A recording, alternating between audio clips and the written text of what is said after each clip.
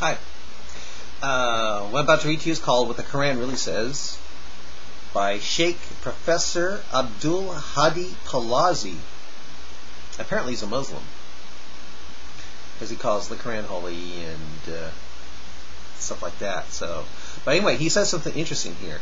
He says that Israel belongs to the Jews. Yeah, he says this: the Quran says that Allah gave the land of Israel to the Jews and will restore them to it at the end of days. And so I will read that to you and see what you Muslims think. He quotes from the Quran here. It says, Quran says, to Moses, we, Allah, gave clear signs. Ask the Israelites how he, Moses, first appeared among them. Pharaoh said to him, Moses, I can see that you are bewitched. You know full well, Moses replied, quote, that none but the Lord of the heavens and the earth has revealed these visible signs. Pharaoh, you are doomed. Quote, Pharaoh sought to scare them, Israelites, out of the land of Israel, but Allah drowned him, Pharaoh, together with all who were with him. Then Allah, said to the Israelites, dwell in this land, the land of Israel. And the promise of the hereafter end of days comes to be fulfilled. We, Allah, shall assemble you, the Israelites, all together in the land of Israel. We, Allah likes to call himself we, and our, even though the worst of sins is shirk. Allah continues, we, Allah, have revealed the Quran with the truth.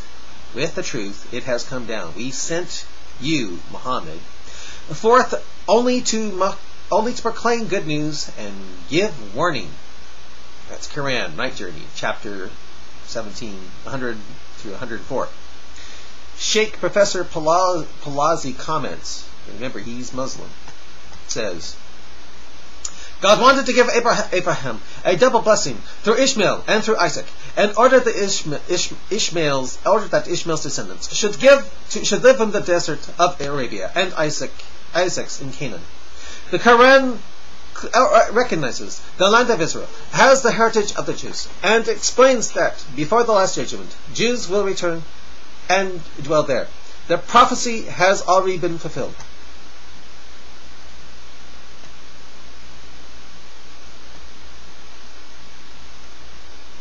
Muslims must recognize the state of Israel as a Jewish state. That's what he writes.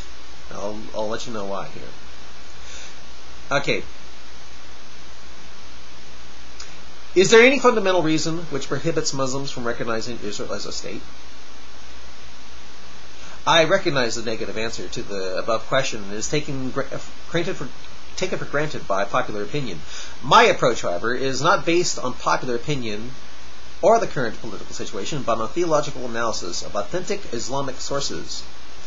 Viewing the Jewish return to Israel as Western invasion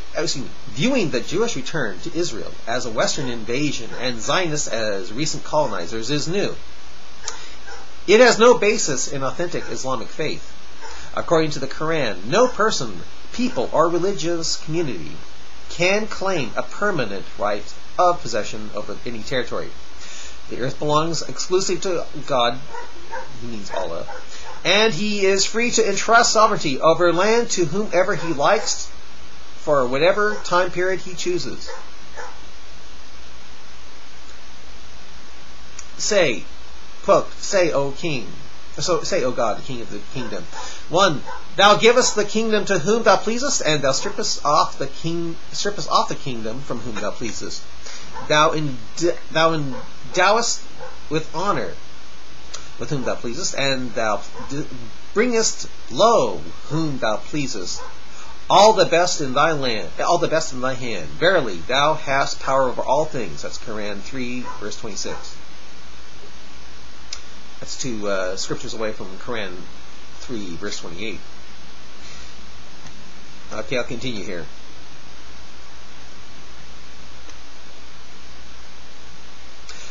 From the above Quranic verse, we deduce a basic principle of the monotheistic philosophy of history.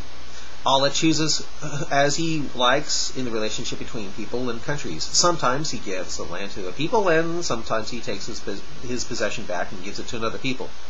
In general, we can say that He gives as reward for faithfulness and takes back as a punishment for wickedness. But this rule does not permit us to say that all His ways are always plain and clear to our eyes, since His secrets are inaccessible to the human intellect. Using Islam as a basis for preventing Arabs from recognizing any sovereign right of Jews over the land of Israel is new. Such beliefs are not found in the classic Islamic sources. Concluding that anti-Zionism is the logical outgrowth of the Islamic faith is wrong. The conclusion represents the false transformation of Islam from a religion into a secularized ideology. Such a false transformation of Islam was in fact made by the late Mufti of Jerusalem, Hajj Amin al-Husseini, who is the one person most responsible, both morally and materially,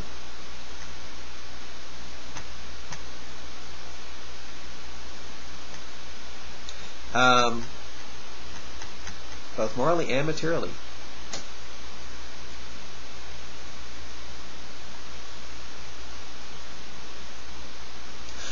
For he repeated Arab defeats in their country with the Jews in Israel.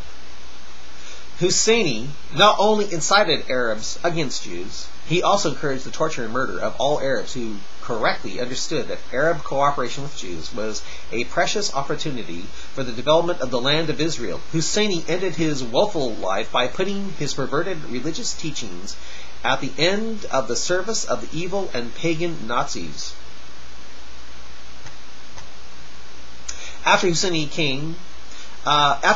came Jamal al-Din Abdul al-Nasser. Nasser based his policy on pan-Arabism, hatred and contempt of Jews, and an alliance with the atheistic Soviet Union. Nasser's terrible choices were critical factors in maintaining Arab backwardness. And fortunately, most of Nasser's mistakes were afterward corrected by the martyr Anwar Sadat. After the defeat of Nasserism,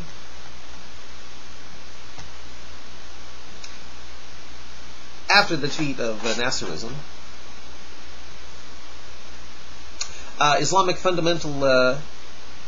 fundamentalist movements made anti-Zionism the primary feature of their propaganda. They presented the negation of any Jewish rights to the land of Israel as rooted in authentic Islam and derived from authentic Islam religious principles. The land of Israel in Quranic exegesis. The fundamental Muslim program the fundamentalist Muslim program to use Islam as an instrument for political warfare against Jews finds a major obstacle in the Quran itself. Both the Bible and the Quran state quite clearly that the right of the Israelites to the land of Israel, I'll get back to this later,